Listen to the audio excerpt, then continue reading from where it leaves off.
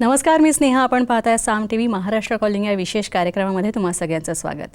तुमच्यात क्षमता खूप आहेत, तुमच्यात एखादी गोष्टीमध्ये परिवर्तन घडवण्याची ताकद आहे, मात्र कुठली तरी गोष्ट तुम्हाला अडवते. काहीतरी एक गोष्ट अशी आहे ज्याच्यामुळे तुमच्या मार्गामध्ये अडथळे येत आहेत, असं तुम्हाला नेहमी वाटतं का?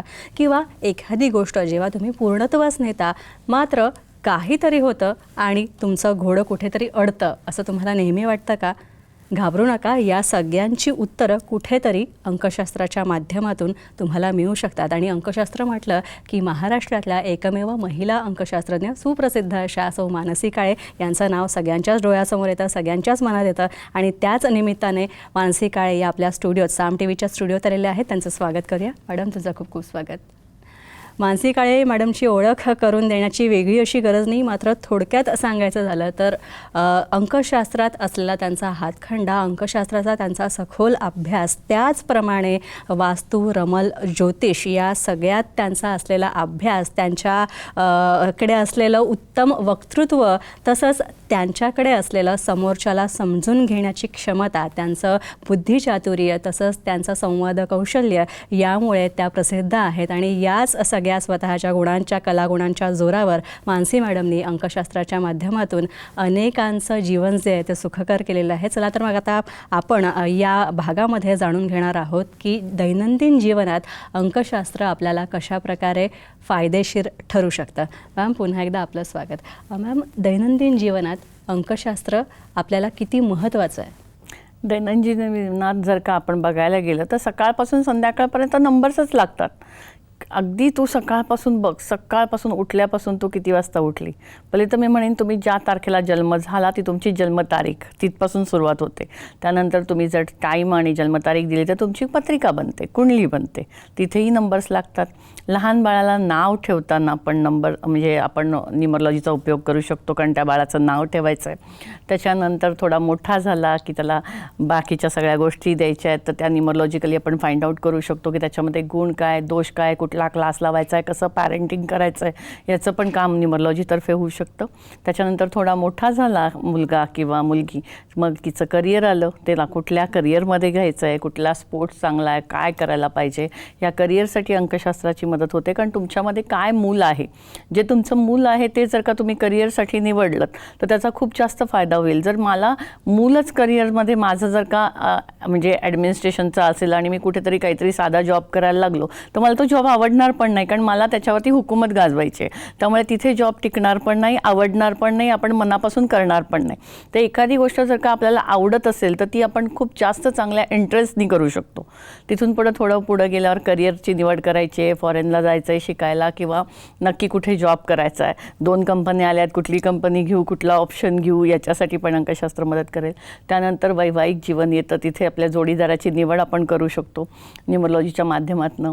मग तुमचं घर असू द्या, गाडी असू द्या, मोबाईल नंबर असू द्या, बँकेचे पासवर्ड असू द्या, तुमचा पिन पासवर्ड जो असतो, पिन नंबर असतो, पासवर्ड असतो, तो जर का तुम्हाला व्हायब्रेशन तुमच्या त्याच्याबरोबर जर का चांगले असतील आणि त्याच्यातनं पॉझिटिव्ह ऊर्जा येत असेल, तुम्हाला त्याचे सकारात्मक हे मिळत असतील, तर तो तुमचा चॉईस आहे, तुम्हाला तो घ्यायचाच आहे. तर आपण आपल्याला लागणारा, आपल्याला फॉर असणारा पॉझिटिव्ह नंबर घेऊ शकतो. घर घेताना बघू शकतो, कारण घराला कशाने ओळखतात? नंबरनी. गाडीला कशाने ओळखतात? त्याच्या नंबरनी. तुम्हाला कशाने ओळखतात? तर तुमच्या नावाने, कारण नावच माणसाला वरंटं, नावच माणसाला खाली नेतं. तर आपल्या बाळाचं नाव असू दे, लग्न झालेल्या मुलीचं नाव असू दे, नाव ठेवायचं असेल तर तुम्ही त्याच्यासाठी पण बघू शकता. त्याची सही कशी पाहिजे, कारण 10वी 12वीला सह्या खूप लागतात, त्यांना पेपरवर सही करायची असते. आणि कोणीतरी माझ्या काकांनी अशी केली होती, माझ्या वडिलांची अशी आहे, आणि मग मी ह्याची अशी बघितली होती, नाही मी माझ्या मनानेच ठरवली, असे खूपशे मुलं म्हणतात की ज्या सहीमध्ये नेमके पॅटर्न चुकतात. आणि सुरुवातीला जर का सही आपण त्यांना बनवून दिली प्रॉपर, कारण ते खूप कन्फ्यूज असतात. ते असं बघतात, मित्रांनी अशी केली, माझ्या पप्पांची अशी होती, माझ्या आजोबांनी मामानी अशी दाखवली होती, मी कुठंतरी सर्च केली होती, आणि मग कुठंतरी त्याच्यात ते इमोजीस टाकतात, पुढून मागेच येतात, सर्कल्स करतात, खूप अंडरलाईन मारतात, फुल स्टॉप्स मारतात. तर त्याचे ग्राफोलॉजिकल वेगवेगळे ॲस्पेक्ट तयार होतात.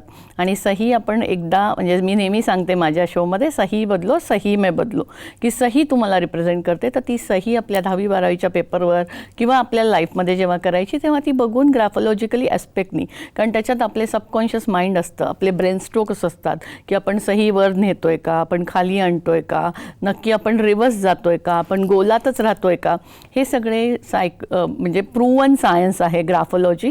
तर न्यूमरोलॉजीच्या माध्यमातून सहीचं स्पेलिंग आपण बनवू शकतो आणि मग ते बनवलेलं स्पेलिंग आपण वापरू शकतो सहीसाठी, सहीच्या पॅटर्नमध्ये.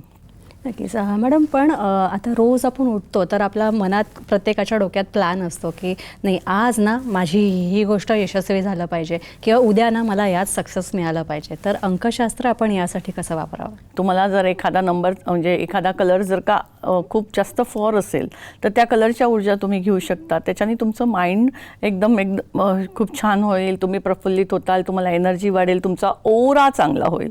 कारण ओरा खूप तुमच्यावरती काम करतो, तुमचे चक्रास तुमच्यावरती काम करतात.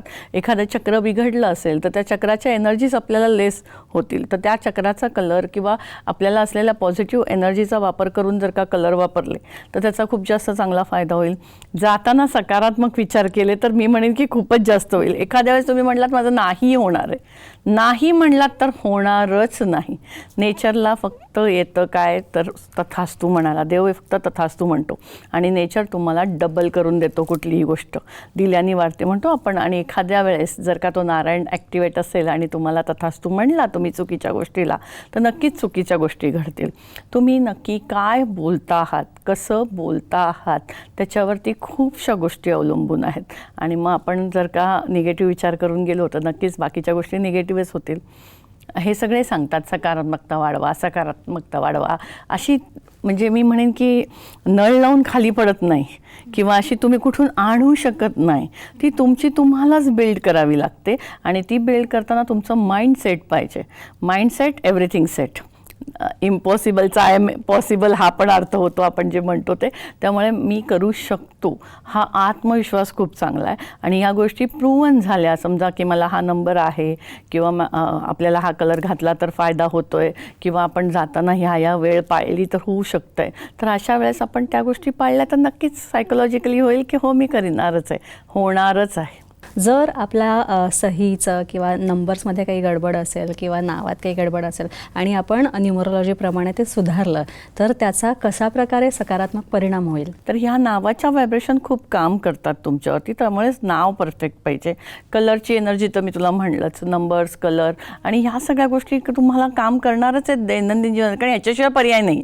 कपडे घालायचेच आहेत तर प्रॉपर ह्याचे घालू, जायचंच आहे तर त्या तारखेला जाऊ आणि सिग्नेचर तर द्यायचीच आहे. कारण प्रत्येक ठिकाणी तुम्हाला खाली लिहायचं. सिग्नेचर म्हणजे काय, तुम्हाला हे ॲग्री आहे, हा तुमचा बायोटा आहे, हीच तुमची सिग्नेचर आहे.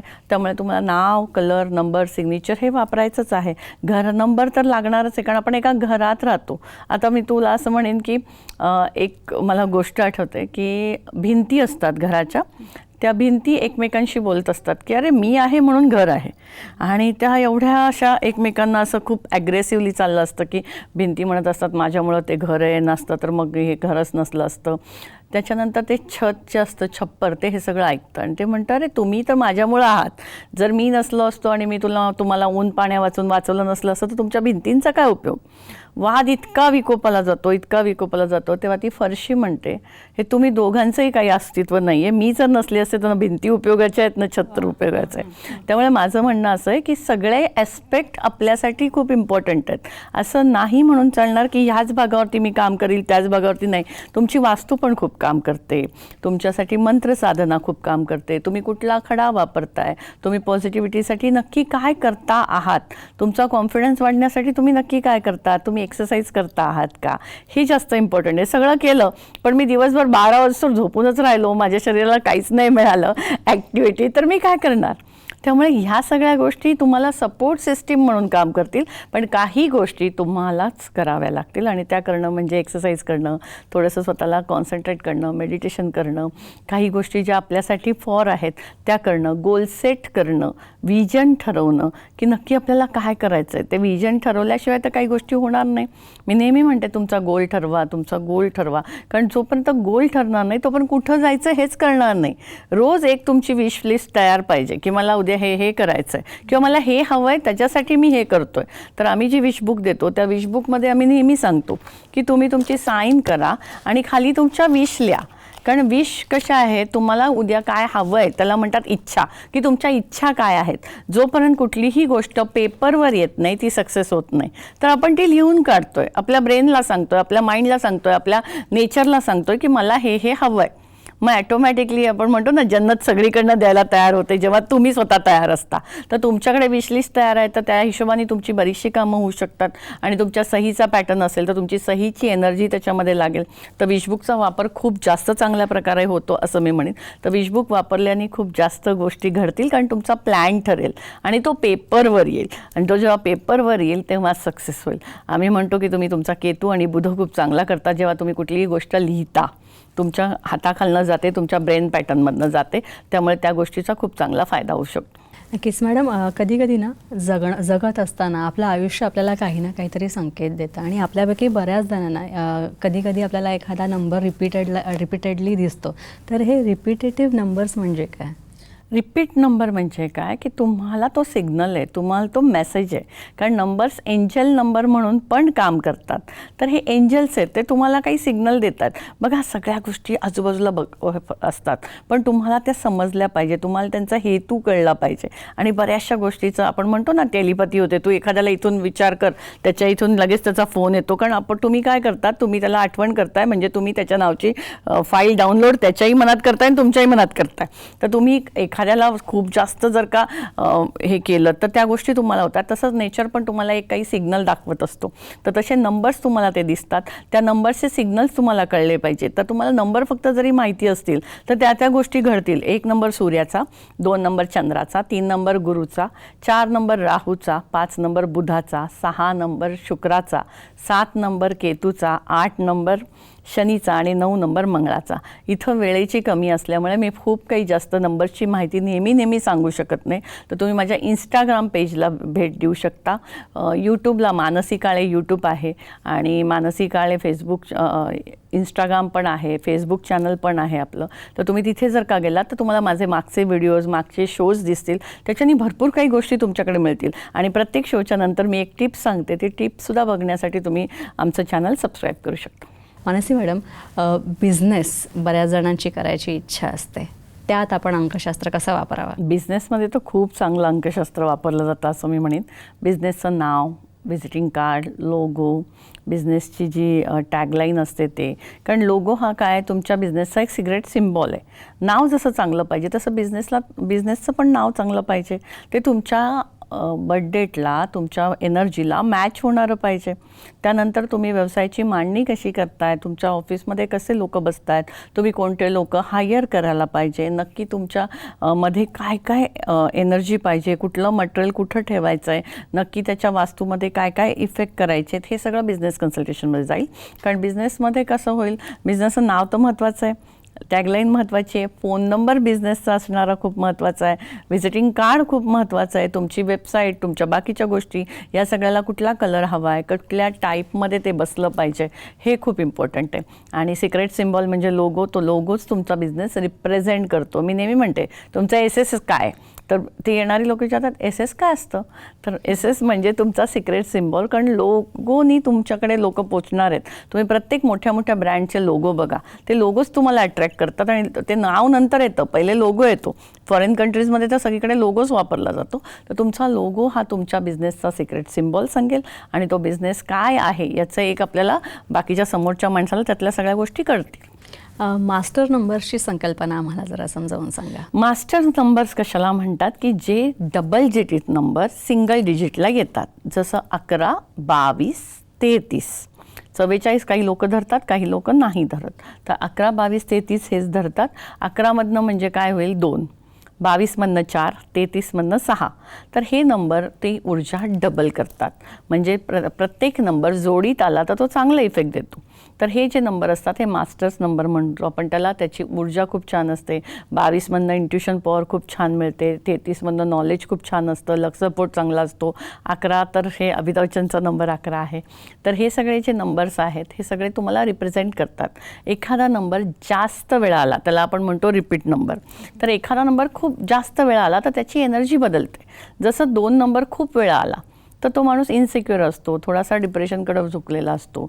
1 नंबर 3 वेळा आला तर काय होईल की तो माणूस जास्त बडबड करेल. 4 नंबर तुमच्या बर्थडेटमध्ये 3 वेळा आला असेल तर ते लोक शिकतील एक आणि करतील दुसरीकडे, म्हणजे इंजिनिअरचा अभ्यास करतील पण बिझनेस किंवा काही त्यांचं करिअर वेगळ्या ह्याच्यात करतील. 7 नंबर 3 वेळा आला तर तो माणूस खूप इमोशनल असेल, तो दुसऱ्यासाठी खूप काही करायला तयार असेल पण समोरचा माणूस त्याला समजून घेणार नाही. कारण त्यांनी खूप काही केलं तरी समोरच्याला कळणार नाही. त्याला खूपशा वेळेस धोके मिळतील, विश्वासघात मिळेल, कारण तो खूप जास्त इमोशन टाकतोय. ह्याचा वापर न करता तो इमोशनचा वापर करतोय. असे प्रत्येक नंबरच्या वेगवेगळ्या एनर्जीज आहेत, प्रत्येक नंबरचं वेगवेगळ्या व्हायब्रेशन आहेत. तर त्या एकदा समजून घेतल्या तर आपल्याला येणारे संकेत किंवा आपल्याला बाकीच्या गोष्टी आपल्याला वापरात करायच्यात तर त्या खूप चांगल्या होतील. नाव तुमचं खूप चांगलं पाहिजे. उगाचच आपण बघ रामायणातलं कैकई, रावण अशी तर नावं ठेवत नाही, कारण त्याची एनर्जीच आपल्याला हे होते. तर त्या नावातनं एनर्जी चांगली फ्लो व्हायला पाहिजे, व्हायब्रेशन चांगले व्हायला पाहिजे, त्या नावाची ऊर्जा तुमच्यामध्ये फ्लो व्हायला पाहिजे की आवाज दिल्याबरोबर ती एनर्जी होते. कारण जेवढ्या वेळा तुम्ही आवाज देणार आहात तेवढ्या वेळा ते स्पंदन त्यांच्यापर्यंत जाणार आहे. त्यामुळे नाव खूप महत्त्वाचं आहे आणि ते नावच खूप चांगलं पाहिजे. आपण बऱ्याच जणांना बोलताना ऐकलंय की मला ना स्वप्नात अमुक एक अंक दिसला, तर त्या अंकांचा अर्थ कसा लावायचा? मी तुला आत्ता तेच म्हणलं ना की तू जे म्हणली मला नंबर दिसत आहेत, तर ते जर का तुमच्या स्वप्नात जरी दिसलंय, तुम्हाला असे गाडीमध्ये बघ आपण जातो ना, गाडीचे नंबर्स आपल्याला रिफ्लेक्ट होतात, कुठेतरी असे बोर्ड लावलेले असतात तिथे नंबर आपल्याला रिफ्लेक्ट होतात. तर हे नंबर तुमच्यासाठी जास्त काही व्हायब्रेशन घेऊन येतात, काही तुम्हाला सांगतात. तर त्या नंबरच्या एनर्जी जर का समजल्या की कुठला नंबर काय आहे आणि तो आपल्यासाठी कशासाठी देतोय, त्या नंबरचे फंडामेंटल्स तुम्हाला समजायची खूप गरज आहे की 1 नंबर काय देतो, नेतृत्व, 2 number emotional creativity, 3 number knowledge, 4 number ideas, 5 number तुमचं कम्युनिकेशन, बुद्धी, 6 नंबर तुमच्यासाठी मटेरियल गेन म्हणजे वैवाहिक जीवन म्हण किंवा ग्लॅमर म्हण किंवा मटेरियल गेन म्हण, 7 नंबर स्पिरिच्युअलिटी, 8 नंबर तुमच्यामध्ये कर्म करण्याची ताकद किंवा कार्मिक म्हणू आपण, आणि 9 नंबर तुमच्यासाठी एनर्जी देईल. 9 नंबरच्या ऊर्जा तुमच्यासाठी खूप जास्त काम करतील, त्या ॲग्रेसिव्हनेसला पण आणि सोशल वर्कला पण. तर तुम्ही नक्की चेक करा की तुम्हाला नक्की आत्ता कुठल्या गोष्टी दिसत आहेत आणि थोडंसं मी म्हणेन की सबकॉन्शियस माइंड, थोडंसं मेडिटेशन केलं तर तुम्हाला बऱ्याचशा गोष्टी, तुम्ही जरा शांत झालात, तुमच्यामध्ये ठहराव आला ना, तर तुम्हालाच तुमच्या गोष्टींची उत्तरं सापडतील. तर न्यूमरोलॉजिकली ह्या नंबर्स खूप जास्त काम करतात. त्या नंबरच्या व्हायब्रेशन, मोबाईल नंबर आपण घेतला, एखादा नंबर समोरच्यानी चुकीचा लावला तर तो तुमच्यापर्यंत पोचूच शकत नाही, कारण त्या व्हायब्रेशन तुमच्यापर्यंत येतच नाहीत. तर म्हणूनच त्या व्हायब्रेशन येण्यासाठी तुम्ही त्या नंबरचा अभ्यास करा किंवा त्या नंबरचं मार्गदर्शन घ्या की हे काय आहे. तज्ज्ञांकडनं मार्गदर्शन घेतलं तर तुम्हाला त्या नंबरच्या एनर्जीज नक्कीच कळतील. नक्की आपण एखादा सिग्नल मिस आउट तर करत नाही आहोत ना, हे बघायची गरज आहे की देव म्हणेल मी तुला दिलं होतं पण तू घेतलं नाही, त्याला मी काय करू, तुला मी दाखवत होतो. म्हणजे एक स्टोरी मी तुला सांगेन की एक व्यापारी असतो, त्याचं खूप देवावरती भक्ती असते आणि तो खूप देवाचा चाहता असतो. एकदा काय होतं, पूर येतो आणि तो नदीत पडतो तर तो म्हणतो की मी एवढी देवाची भक्ती करतो, देव मला वाचवायला येईल. पण काही तसं होत नाही. लोक त्याच्या पुढे ओंडके टाकतात, एक बोट येते, खूपशे त्याला ऑप्शन येतात, पण म्हणतो नाही देव येईल, देव मला वाचवेल, मी देवाची एवढी भक्ती करतो, देवाला माझी काळजी. सगळे ऑप्शन तो घेत नाही, शेवटी तो मरतो. वरती जातो आणि वरती जाऊन देवाला विचारतो, का रे मी तुझी एवढी भक्ती करतो, मी तुझी एवढी वाट बघत होतो, तू का नाही मला वाचवलं. तेव्हा म्हणतो, अरे बाबा मी एवढे ऑप्शन पाठवले, तू एकही ऑप्शन बघितला नाही. मी ओंडका पाठवला, मी लोक पाठवली, मी बोट पाठवली तुझ्यापर्यंत, भरपूर गोष्टी मी तुझ्यापर्यंत पाठवल्या, पण तू घेतल्याच नाही. तसंच आहे, ही सपोर्ट सिस्टीम आहे. तुम्ही जेवढा त्याचा वापर करून घेताल तेवढं तुमचं आयुष्य खूपच चांगलं जाईल. आपण पॉझिटिव्हिटीकडे जातोय, आपण सकारात्मकतेकडे जातोय, आपण चांगल्या गोष्टी ॲक्सेप्ट करायचं बघतोय की जेणेकरून त्या गोष्टीचा फायदा होईल. नक्की सर. मानसी मॅडम म्हणतात त्याप्रमाणे तुम्हाला जर तुमच्या स्वतः कुठल्या अंकांची ऊर्जा आहेत किंवा तुमच्या जन्मतारखेत जे अंक आहेत तुमच्या लकी नंबरची ऊर्जा जर तुम्हाला घ्यायची असेल तर कशाप्रकारे तुम्ही पावलं उचलायला हवीत हे जर मार्गदर्शन तुम्हाला घ्यायचं असेल तर तुम्ही मानसी मॅडमना येऊन भेटू शकता आणि त्याच्यासाठी स्क्रीनवर जे नंबर दिलेले आहेत ते नंबर तुम्ही नोंद करून घ्या आणि त्याद्वारे अपॉइंटमेंट घेऊन तुम्ही मानसी मॅडमना भेटू शकता. मानसी मॅडम तुमच्या जीवनात असलेल्या सगळ्या समस्यांचं निराकरण अंकशास्त्र, वास्तू, रमल, ज्योतिष या सगळ्यांच्या माध्यमातून नक्कीच करतील. यानंतर आपण आणखी पुढे जाणार आहोत. मानसी मॅडम, की ते ऑप्शनेटली आहे. मी लकी नाही म्हणणार पण सकारात्मक म्हणेन, कारण हे सगळं लॉजिक आहे प्रत्येक गोष्टीला. जेव्हा लहान मुलं माझ्याकडे येतात ना, आत्ताची जी नवीन जनरेशनची, ती यांना लवकर पटत नाही. पण लॉजिकली जर का आपण त्यांना सांगायला गेलो तर त्यांना परफेक्टली पटतं की अरे हां हां हे ह्याच्यासाठी सांगतात. आणि आजकालची पिढींना लॉजिक लागतं. तर this is a proven science. Numerology, अंकशास्त्र हे जे आहे प्रूव्हन सायन्स आहे. याचा सायंटिफिकरित्या आपल्यामध्ये वापर करायचा आणि पुढे जायचं. नक्कीच. आणखी एक मॅडम, आपण म्हणतो की नंबर्सच्या माध्यमातून आपण सकारात्मकता जागृत करू शकतो, ती कशी? सकारात्मकता मी तुला तेच म्हणते, कलर, नंबर, सिग्नेचर हे सगळं वापरलं आणि आपल्याला एक कॉन्फिडन्स आला ना गं. मंत्र आपल्याला जे हवेत ते आपण म्हणले आणि आपण पाहिजे ते आपलं करिअर घेतलं, आपल्या बाकीच्या गोष्टी घेतल्या तर नक्कीच आपल्यामध्ये तो कॉन्फिडन्स वाढणार आहे की हां मी हे करतोय, आता माझं भलं होतं आहे. मी म्हटलं ना सायकोलॉजिकली जे म्हणतोय आपण, आणि ह्याचा नक्कीच चांगला रिझल्ट येतो. सगळ्या लोक वापरून बघतायत, सगळ्या लोकांकडे त्या एनर्जीज आहेत, तुम्ही वापरून बघा. तर आपण आणखी जाणून घेणार आहोत याविषयी की अंकशास्त्र आपण दैनंदिन जीवनात प्रभावीपणे आणखी कशाप्रकारे वापरू शकतो. मात्र त्याआधी एक छोटासा ब्रेक घेऊया.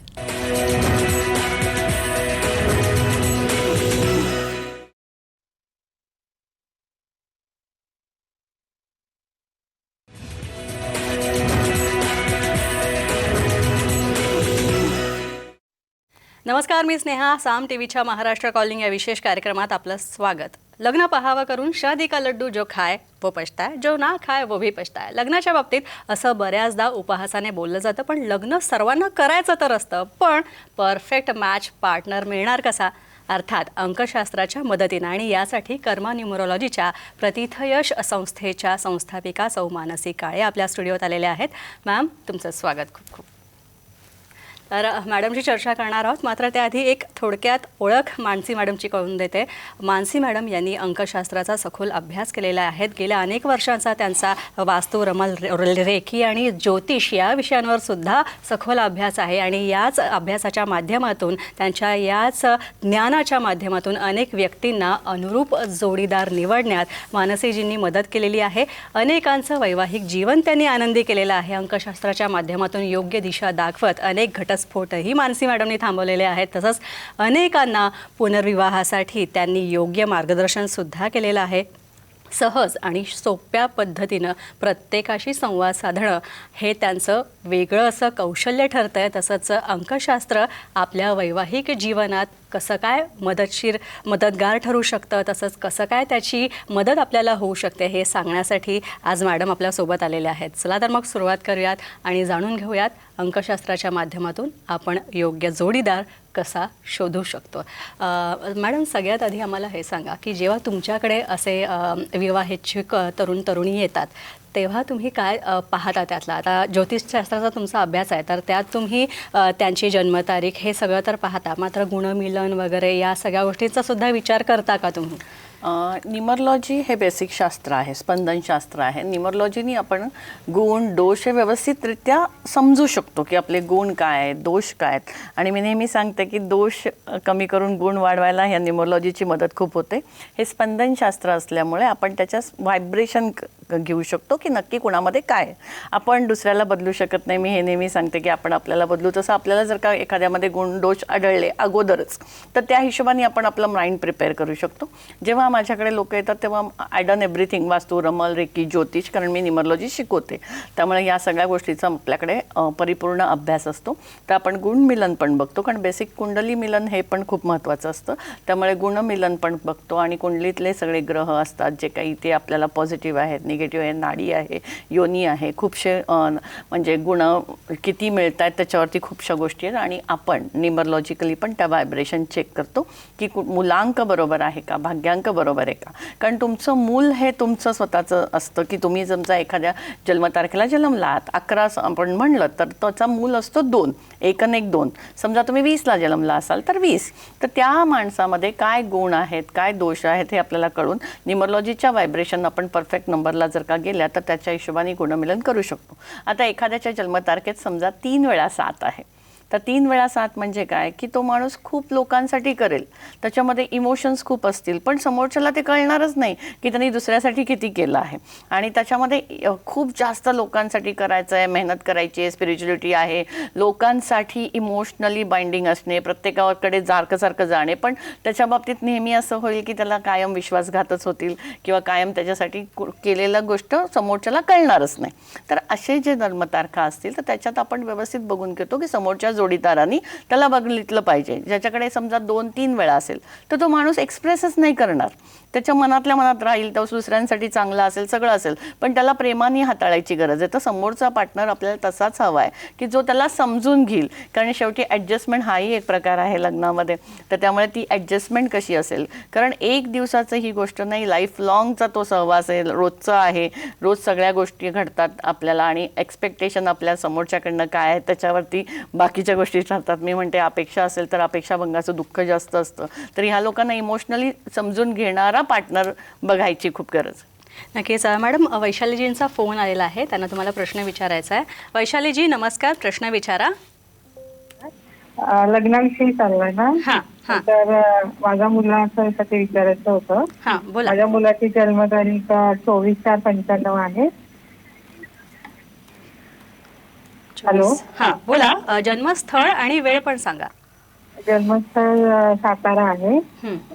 आणि जन्मवेळ दुपारी 3:30 आहे. ओके. नाव सांगा मॅडम मुलाचं. सोमेश.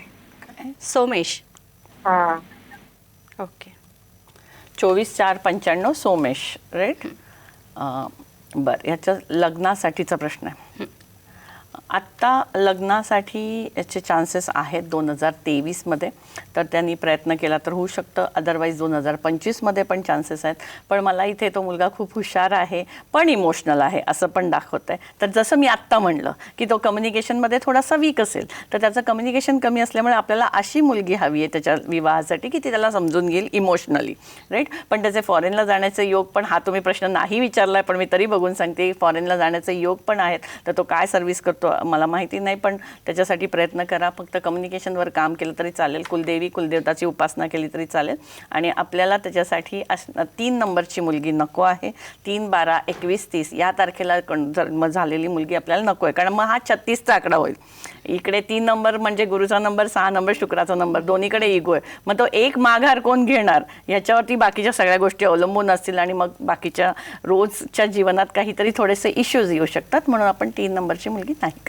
नक्की. सर, वैशालीजी तुम्हाला आणखी या संदर्भात मार्गदर्शन हवं असेल तर तुम्ही स्क्रीनवर ज्या नंबर दिलेले आहेत ते नंबर तुम्ही नोंद करून घ्या आणि तुम्ही मानसी मॅडमशी संपर्क साधून त्यांचा अधिक मार्गदर्शन याविषयी घेऊ शकता. Mansi madam, I am sure की विवाहेच्छुक तरुणींच्या शिवाय तुमच्याकडे असे सुद्धा कपल्स येत असतील, लग्न झालेलं आहे, एवढी वर्ष झालीत, मात्र पटत नाही. अशा वेळी काय? पटत नाही हे तर सगळ्यांचा कॉमन प्रश्न आहे की पटत नाही, कारण 2 भांडी एकाला एक जोडली की ती नाहीच होत आहेत. आणि प्रत्येक ठिकाणी आता कसं झालंय, धकाधकीच्या जीवनात आपल्याला वेळ नाही आहे एकमेकांना द्यायला. नंबर 1 सगळ्यात बेस्ट नंबर स्नेहा, बरोबर. अमिताभ बच्चनच्या जन्मतारखेत पण 1 नंबर 4 वेळा आहे. तर 4 वेळा कधी येणार आहे 1 म्हणजे काय की आपल्याला आपल्या जोडीदाराबरोबर कायम एक सपोर्ट सिस्टीम हवी आहे. आणि जोडीदार म्हणजे सपोर्ट सिस्टीमच आहे ती लाईफ लॉंग. जर मी म्हणेन की ती सपोर्ट सिस्टीम जर का वीक झाली तर खरंच प्रॉब्लेम येतात वैवाहिक जीवनामध्ये. आणि आत्ता खूप प्रॉब्लेम चालू आहेत, खूप इश्यूज चालू आहेत लोकांचे. कुणाचा डिवोर्स, कुणाचं रिमॅरेज, कुणाचं पटत नाही आहे, आणि हे कोर्ट केसेस चालू आहेत, नवऱ्याला हिरॅसमेंट चालू आहे किंवा मुलांना भेटून दिलं जात, असे खूपसे इश्यूज आहेत. आणि इमोशन आणि रिलेशन हे खूप महत्त्वाचे विषय आहेत मी असं म्हणेन. त्या इमोशन आणि रिलेशनलाच बॅलन्स करण्यासाठी हा 1-1-1चा फॉर्म्युला आहे की आठवड्यातनं एकदा बायकोला बाहेर फिरायला घेऊन जाऊयात, एक गजरा घेऊन दिला किंवा चल तुला काय आवडतं, एक आईस्क्रीम खायची का, हे जरी विचारलं आणि बायकोनी सुद्धा नवऱ्याला विचारलं चला आपण खाली जाऊयात, म्हणजे असं काही नाही की नवऱ्यानेच विचारलं पाहिजे, बायकोनी सुद्धा विचारलं तर चालेल, किंवा मग महिन्यातनं एकदा बाहेर जेवायला गेलो, कॅन्डल लाईट डिनर केलं, तू खूप छान दिसती, हा एक शब्द बाईला पुरेसा आहे. बघा, बाईला काही नकोय, सोनं नकोय, चांदी नकोय, खायला पाहिजे असं नाही, पण कुठल्याही बाईला स्वतःची स्तुती खूप आवडते. तर मी म्हणेन तू खूप छान दिसते, ह्याच्यात सगळं ती विसरून जाईल दिवसभर काय झालं आहे. आणि तो एक नवऱ्याकडे, शेवटी बाई कुणाला विचारायला जाणार, तिच्या नवऱ्यालाच. ती एक्सपेक्टेशन तिच्या नवऱ्याकडनंच असतं. आणि ते जर का तू खूप काम करतेस किंवा तुझ्या केलेल्या कामाचा थँक्यू म्हणलं, ग्रॅटिट्यूड खूप इम्पॉर्टंट आहे ह्याच्यामध्ये. एक थँक्यू आणि एक सॉरी ना खरंच आयुष्य वाचवेल. मी मी तोडणारी बाई नाही, मी जोडणारी बाई आहे. तर मी नेहमी म्हणते की एक पाऊल मागं घेऊयात. हा जो इगो इश्यू आहे ना, हा आत्ता जर का थांबवला, कारण तू म्हणायचं का मी म्हणणारच नाही, तो नाही म्हणला, नाही त्यांनी असं केलं, त्यांनी फोनच नाही केला. अरे दिवसभरात एक मेसेज, एक फोन होऊन जाईल, पण त्याच्यात खूपशा गोष्टी आपल्याला, बऱ्याचशा गोष्टी बोलता येतील. आणि मी म्हणते तुम्हाला घरात नाही बोलता येते तर तुम्ही एकमेकांशी वैयक्तिकरित्या बोला. सासू आहेत, सासरे आहेत तर फोनवर बोला, मेसेजवर बोला. तिथे समोर नाही बोलताय तर काहीतरी, कारण बऱ्याचशा मुलींनी माझ्याकडे अशी कंप्लेंट केली की ते त्यांच्या वडिलांच्या अंडर आहेत, त्यांच्या आईच्या अंडर आहेत, आणि बऱ्याचशा मुलांनी कंप्लेंट केली की ती दिवसभर आईबरोबर फोनवर असते. हे सगळ्या गोष्टी म्हणजे कन्सल्टेशनमधनंच आलेल्या आहेत. ह्या सगळ्या गोष्टी रोजचे हे जे प्रॉब्लेम आहेत, इश्यू आहेत, आणि हे खूप थोडे आहेत. तर आपण ह्याच्यामध्ये जर का कंट्रोल केला तर खूप काही गोष्टी होतील आणि खूप काही गोष्टींनी आपण वैवाहिक जीवन खूप चांगलं करू शकतो. तर ह्या 1-1-1चा जो फॉर्म्युला आहे, तर मी म्हणेन की महिन्यातनं एकदा बाहेर जेवायला जाणे आणि वर्षातनं एकदा ट्रिपला जाणे. तर मी का म्हणते ट्रिपला, कारण हे रोजचंच वातावरण आहे, हे रोजचंच सगळ्या गोष्टी आहेत. मी याच्यातनं एक तुम्हाला न्यूमरोलॉजीची ट्रिप पण देऊ शकते की तुम्ही बघा, आपल्याला आई किंवा घरातली लोक आपल्याला निगेटिव्हिटी खूप आली, नजर लागली तर मीठ उतरवतात आणि ते पाण्यात फेकून देतात. तर समुद्रस्थान म्हणजे मिठाचं स्थान आहे. समुद्र म्हणजे भरती आवटी, समुद्र म्हणजे इमोशन. तर तुम्ही जर का एक समुद्राच्या ठिकाणी जर का वर्षातनं एकदा फिरायला जरी गेलात तर परत ताजेतवाने होऊन येऊ शकता.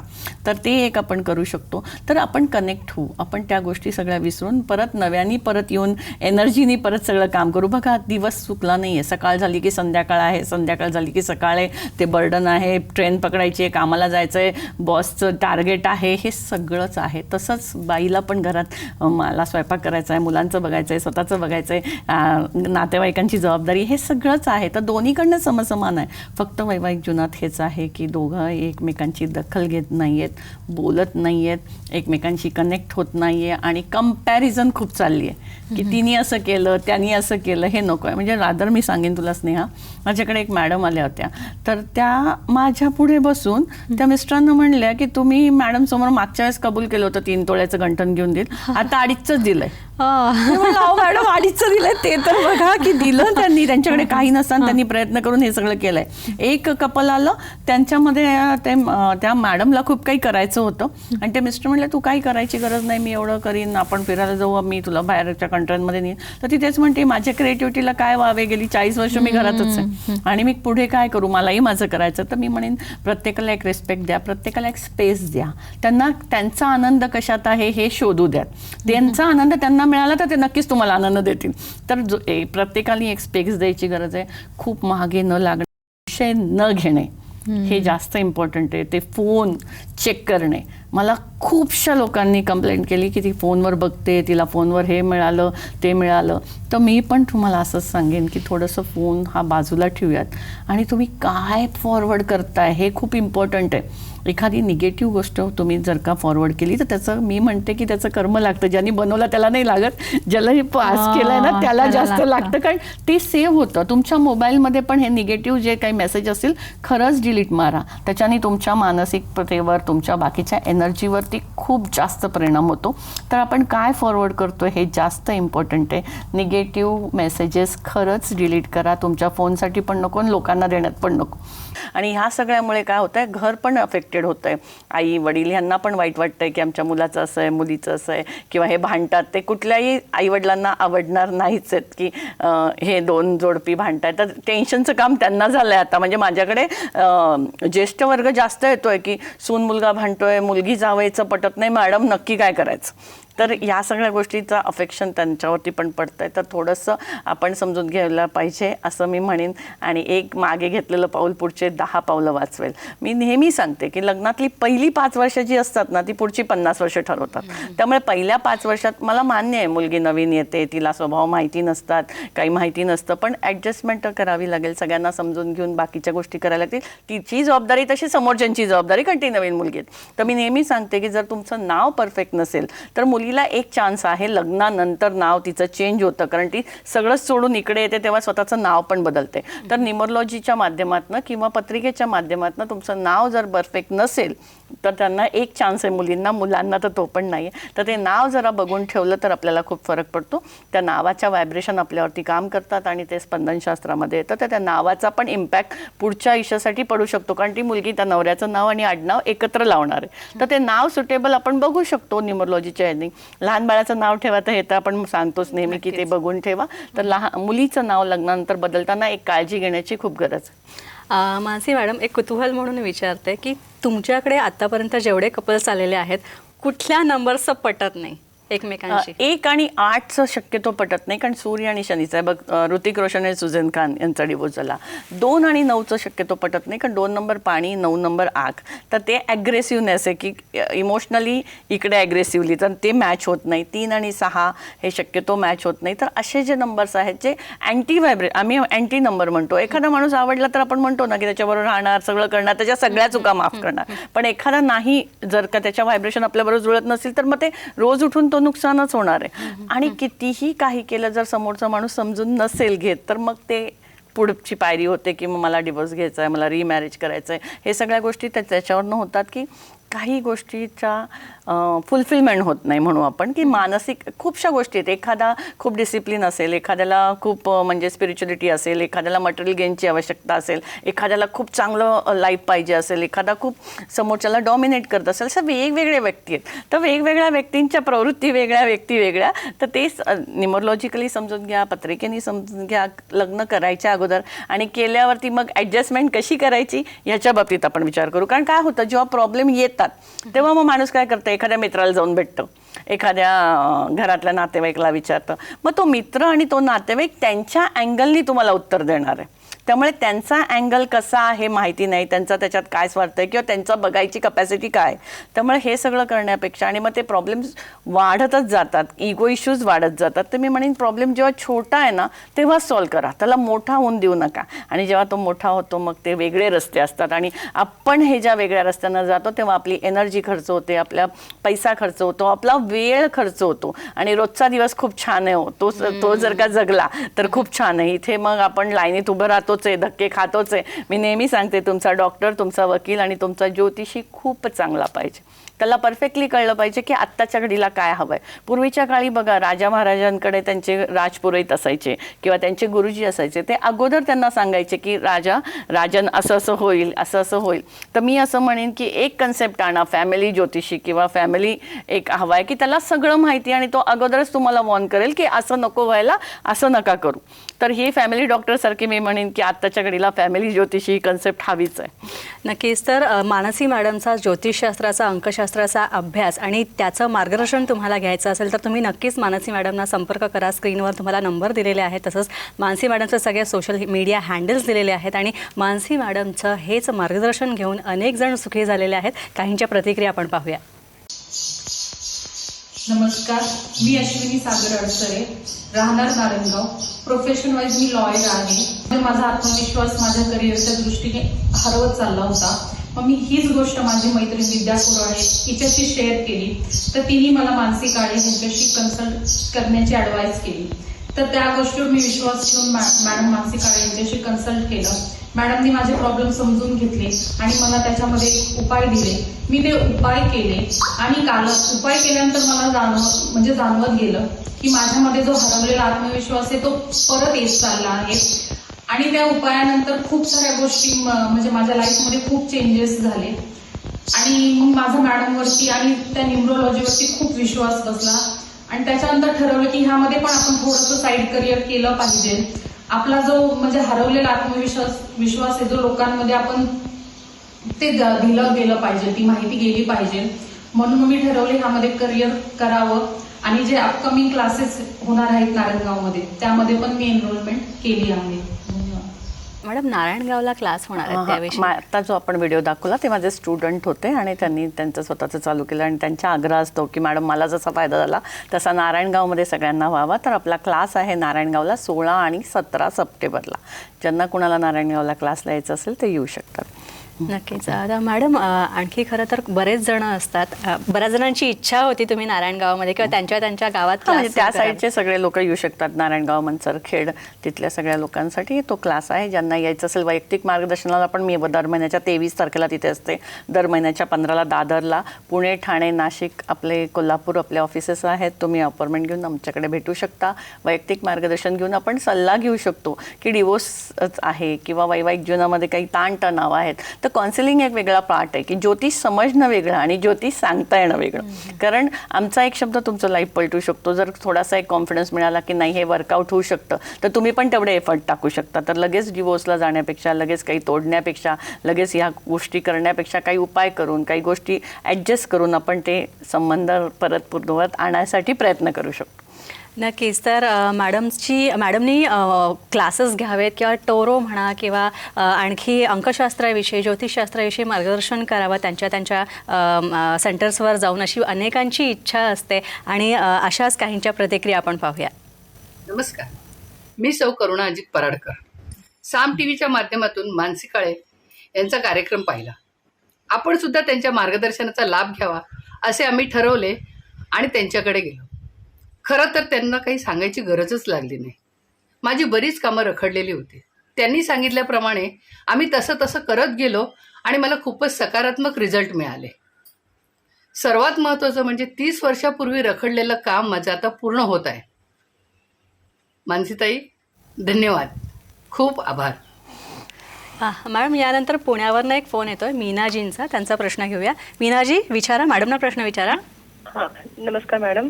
माझ्या मुलीची जन्मतारीख आहे 8 जानेवारी 1990. 8 जानेवारी 1990. हा, सकाळी वेळ पहाटे 5:15, ठिकाण संगमनेर. तर तिच्या लग्नाबद्दल नाव सांगा मॅम, नाव सांगा. वृषाली VRI. आणि ती BE मेकॅनिकल आहे मॅडम आणि MS करून US मध्ये जॉब करते. तर लग्नासाठी विचारायचं. US मध्ये जॉब करते. ओके. वा. ठीक आहे मॅम, मी तुम्हाला आत्ता जसं बोलले तसं वृषाली नावामध्ये थोडेसे इश्यूज आहेत. तर लग्न जेव्हा तुम्ही करताल तेव्हा एक गोष्ट अगदी लक्षात ठेवा की आपल्याला तिचं नाव बदलायचं आहे. तर तुम्ही त्याचं नवऱ्याचं नाव, आडनाव आपण करून ते बदलू. हे फायनल आहे की नाव बदलायचं हिचं, कारण हे नाव याला सूट होत नाही. 8 नंबर आणि 1 नंबरचं कॉम्बिनेशन आहे, त्यामुळे थोडंसं उशिरा दाखवत आहे, पण लग्न दाखवत आहे मॅडम. उशिरा व्हायचे चान्सेस आहेत पण लग्न होईल. तिला सांगा लाल कलर कमी वापरा आणि 5 आणि झिरकॉन नावाचं रत्न जर का हातात घातलं तर त्याचा खूप चांगला फायदा होऊ शकतो. आणि मॅडम फॉरेनमध्येच लग्न होईल असं पण दाखवत आहे. तर तुम्ही तिथलं एखादं स्थळ शोधा आणि करूयात, पण नाव बदलायचं. किंवा आता तात्पुरतं नावाच्या स्पेलिंगमध्ये आपण एक L वाढवतो आहोत आणि कलर, नंबर, सिग्नेचर हे तर न्यूमरोलॉजिकली आपण सांगतोच की त्याच्यानी करा. तर एक L टाकून तिला म्हणावं सिग्नेचर कर आणि फॉरेनचे चान्सेस आहेत. लाल कलर खूप कमी वापरणार. नक्कीच. तर मीनाजी, तुम्हाला आणखी मार्गदर्शन हवं असेल तर तुम्ही मानसी मॅडमना संपर्क साधू शकता. मानसी मॅडम पुण्यात असतात, मुंबईत असतात, ठाण्यात असतात. त्यांच्या अपॉइंटमेंट्स तुम्हाला जर घ्यायच्या असतील तर ते नंबर्स जे तुम्हाला स्क्रीनवर दिसत आहेत ते टिपून घ्या. मानसी मॅडम, खरं तर आजकाल घटस्फोटांचं प्रमाण वाढलेलं आहे आणि जो अतिशय गंभीर विषय आहे. तुम्ही याकडे कसं बघता? मी सांगेन तुला खरंच की स्नेहा, लॉकडाऊनमध्ये एवढे लग्न ठरले आणि आत्ता ते डिवोर्स होतात. म्हणजे लिटरली रोज काही केसेस आहेत की आमचं पटत नाही, आम्ही लॉकडाऊनमध्ये लग्न केलं आहे. मी आता म्हणेन की आत्ताच्या घडीला तुम्ही बघा, समजून घ्या, त्याची माहिती काढा. तुम्ही त्याच्यावर कनेक्ट होताय का ते पहिले बघा. तुम्हाला म्हणजे लिटरली ह्या सगळ्या गोष्टी खूप बघण्याची गरज आहे, जे पहिले नव्हतं. आणि आत्ता कसं होतंय, वेळ मिळत नाही. अर्धा निम्मा वेळ ऑफिसमध्ये जातोय, घरी गेल्यावर मग थकून जातोय, माणूस बघत नाहीये. किंवा मी असं म्हणेन तो मोबाईलमध्येच आहे. बाकीच्या सगळ्या व्यापामध्ये मी आता थकून आलोय, बायको म्हणते मी दिवसभर काम केलंय, माझ्याकडे पण आहे. तर मी असं म्हणेन की तो घरी केलेला एक थोडासा वडापाव किंवा बाहेर म्हणजे नवऱ्याने आणलेला एक गजरा हा पण खूप जास्त महत्त्वाचा आहे आत्ताच्या घडीला. त्यामुळे ते डिवोर्सचे प्रमाणे की समजून घेतलं जात नाहीये, बोललं जात नाहीये, संवाद नाहीये. आणि मोबाईल आणि त्याच्यामुळे काय होतंय, कंपॅरिझन होतीये. आणि बरेचशा लोकांचं म्हणणं आहे की ती आमची बायको अशीच नाहीये, आमचा नवरा असाच नाहीये, तू कसा मी कशी, तू कसा मी कशी, हे जे आहे ना ते काही ठिकाणी खूप अति आहे आणि काही ठिकाणी अजिबातच नाही. तर ह्याचा समतोल साधला गेला पाहिजे की तुम्हाला नक्की त्यांच्याकडनं काय हवंय हे बोलून करा ना. तुम्हाला काही बाकीच्या गोष्टी हव्या आहेत तर त्या ॲडजस्टमेंट करा. कारण शेवटी सगळीकडे जेव्हा आपण म्हणतो कंपॅरिझन होते, पण जेव्हा घरातली बायको किंवा घरातला नवरा असतो त्याच्यावरती जबाबदाऱ्या खूप असतात आणि त्या जबाबदाऱ्या पेलायच्या असतात. बाकीचं मानसिक, आर्थिक, शारीरिक आणि समाज हे सगळं पकडून आपल्याला राहायला लागतं. बाहेरच्या ठिकाणी तसं नसतं, त्यामुळे ते एक्सेस जास्त असतं. नक्कीच. मानसी मॅडम, तुमच्याकडे आय एम शुअर की पुनर्विवाहासाठी सुद्धा बरेच जण येत असतील. मात्र पुनर्विवाह करताना अंकशास्त्राच्या दृष्टीने, ज्योतिषशास्त्राच्या दृष्टीने आणि वास्तुशास्त्राच्या दृष्टीने कोणते निकष तुम्ही तपासता? मी असं म्हणेन स्नेहा की शेवटी आता डिवोर्स घेतलाय तर पुढे जाऊन आयुष्यभर एकटं तर नाही राहू शकत, तर त्याला साथ तर लागणार आहे. पण एकदा केलेली चूक परत नाही करायची, कारण पुनर्विवाहामध्ये आपल्याला प्रॉब्लेम आलाय म्हणून तो पुनर आहे. तर तेव्हा ॲडजस्टमेंट पण लागेल आणि ज्या जुन्या चुका झाल्यात त्या न करता आपण एक व्यवस्थित आपला एक अँगल ठरवून की आपल्याला नक्की कशासाठी करायचं आहे, काय करायचं आहे, तो गोल सेट पाहिजे, ते विजन पाहिजे की मला ह्याच्याकडनं ही ॲडजस्टमेंट हवी. ती जर का केली तर काही गोष्टी होऊ शकतील, कारण तुमचं वय वाढलेलं आहे, तुमच्या बाकीच्या गोष्टी वाढलेल्या आहेत आणि पहिल्या गोष्टीतनं जे काही इश्यूज असतील की बाबा मुलं आहेत किंवा पोटगी द्यायला लागते वगैरे वगैरे, हे खूप आपण फेस करतोय आत्ता की पहिली मुलं आहेत किंवा आपल्याला त्या बाईच्याची कोर्ट केसेस चालू आहेत. तर ते सगळं बघून आपण केलं तर खूप जास्त फायदा होईल. कर्मावर्स ही नवी संकल्पना तुम्ही आता प्रेक्षकांच्या भेटीला आणताय, ही काय आहे?